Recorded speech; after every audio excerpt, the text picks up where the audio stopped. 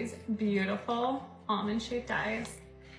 And I looked at her and I'm like, you're supposed to be my girl. I knew she was meant for me. Hi. She said, I was 20 weeks pregnant. I was going in for my ultrasound, something called a quad screening. When they did my ultrasound, everything looked great. The only thing was they couldn't see her heart because of her positioning.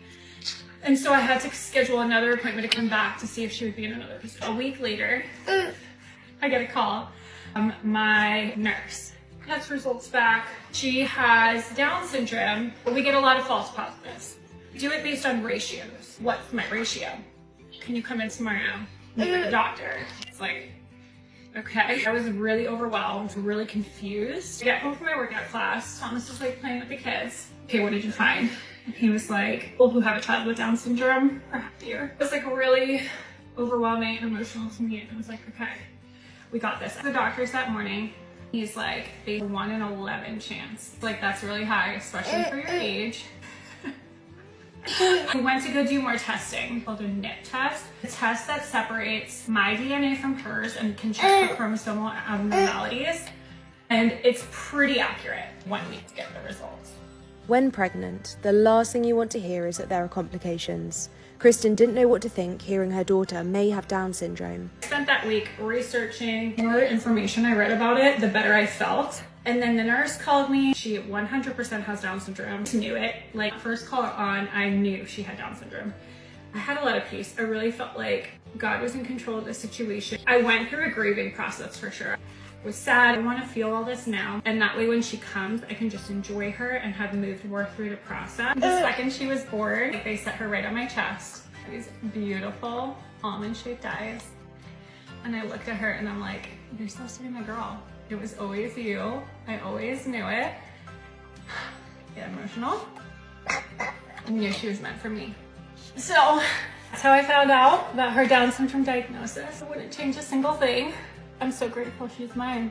Having processed the news, Kristen would not change a thing about her daughter, having already adopted 2 children before the birth of Ari, as well as the incredible experience of having a Down syndrome daughter.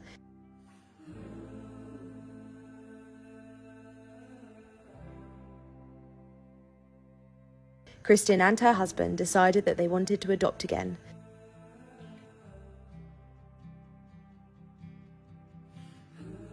A newborn with Down syndrome called Luca, who, after 3 months of complications, was brought home to meet the family. The siblings could not have been happier to welcome a baby brother. Ari loves her baby brother to pieces.